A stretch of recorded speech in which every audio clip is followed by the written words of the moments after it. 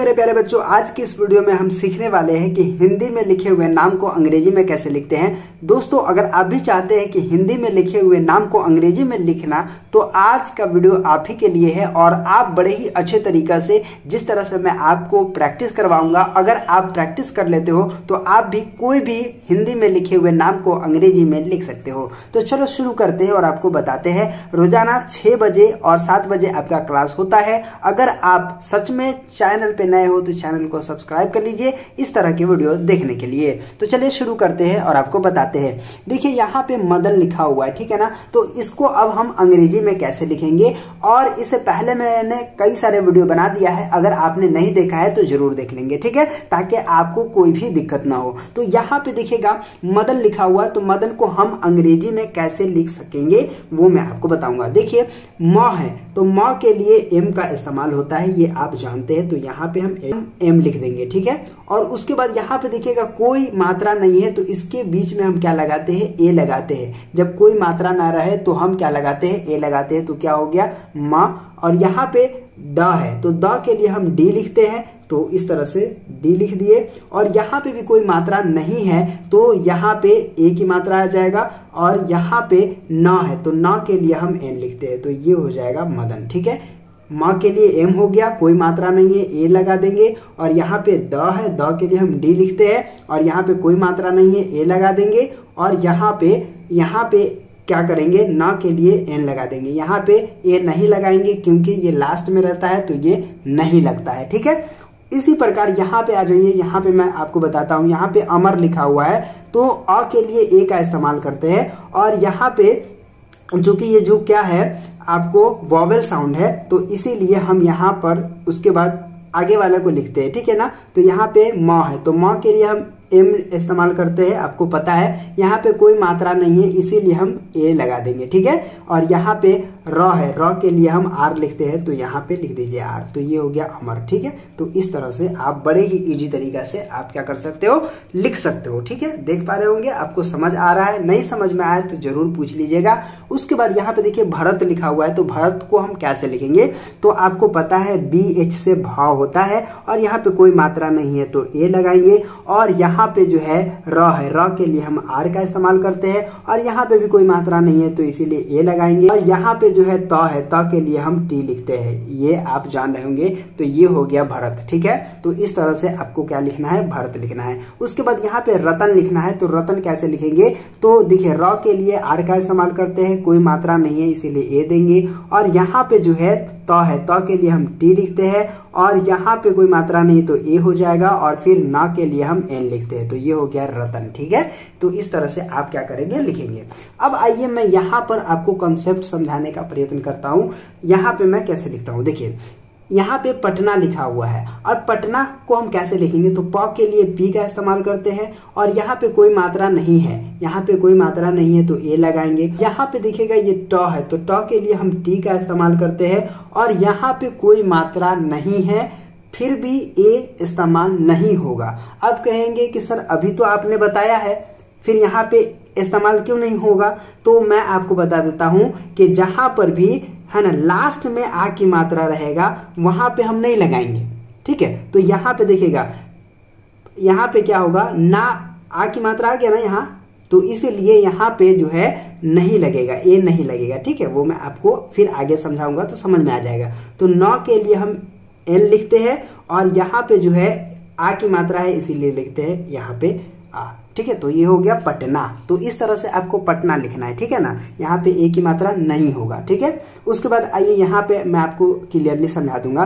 देखिए ये कमला लिखा हुआ है, तो लास्ट में आ की मात्रा आ गया है ना, तो इसको कैसे लिखेंगे, तो के से क्या होता है, का होता है, ये आपको पता है। उसके बाद यहाँ पे जो है कोई मात्रा नहीं तो ए लिखेंगे, तो का है ना। और यहाँ पे देखिएगा माँ है, तो माँ के लिए एम का इस्तेमाल करेंगे।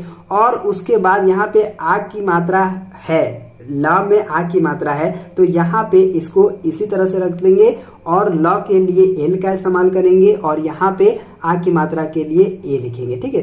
तो इस तरह से लिखेंगे कमला, ठीक है। आप समझ रहे हैं। उसके बाद आपको सतना लिखना होगा, तो कैसे लिखिएगा, तो एस है ना, ये एस हो जाएगा और यहाँ पे कोई मात्रा नहीं तो ए हो जाएगा और यहाँ पे त है, ठीक है ना। तो त के लिए हम टी लिखते हैं और यहाँ पे ना है तो लास्ट में आ की मात्रा है तो उसको कैसे लिखेंगे, न के लिए एन लिखते हैं और यहाँ पे ए हो जाएगा तो इसको क्या कहेंगे, सतना, ठीक है। तो इस तरह से हम लिखेंगे सतना। उसके बाद यहाँ पे शारदा है तो शारदा को कैसे लेंगे, एस एच से तलाबे श होता है और यहाँ पे आ की मात्रा है तो इसीलिए ए हो जाएगा और यहाँ पे आर हो जाएगा, है ना।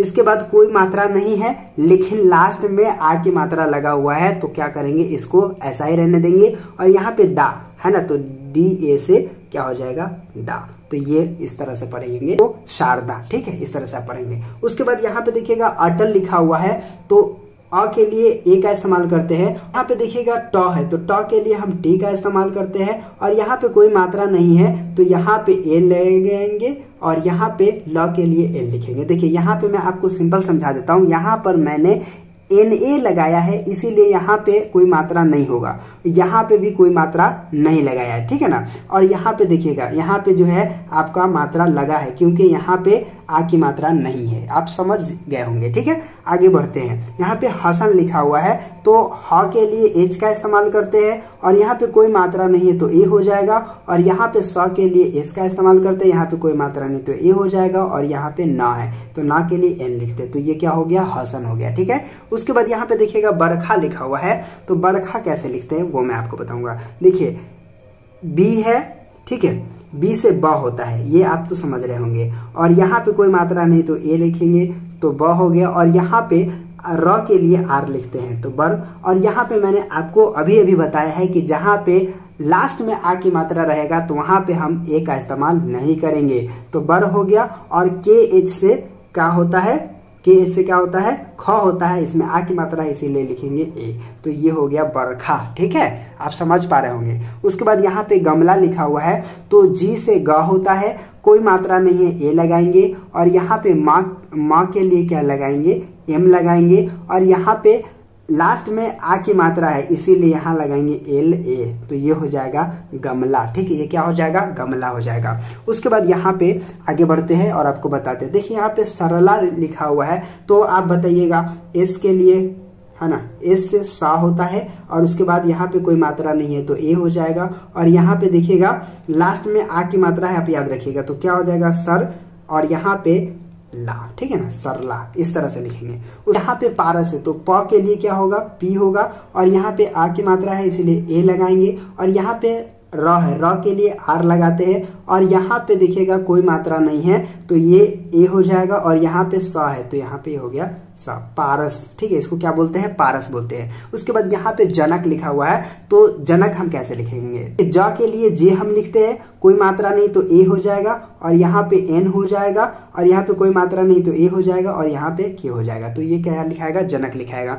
इसी प्रकार चमन लिखना है तो सी एस से चा हो जाएगा, कोई मात्रा नहीं तो ए हो जाएगा और यहाँ पे माँ है तो माँ के लिए ए होगा, माँ के लिए एम होगा और यहाँ पे कोई मात्रा नहीं तो ए होगा और यहाँ पे ना के लिए एन होगा, चमन। तो इस तरह से बड़े ही इजी तरीका से आप क्या कर सकते हैं, लिख सकते हैं। मैं उम्मीद करता हूँ कि आप समझ गए होंगे। तो चलिए फिर मिलते हैं आपसे एक नए वीडियो में, तब तक के लिए बाय।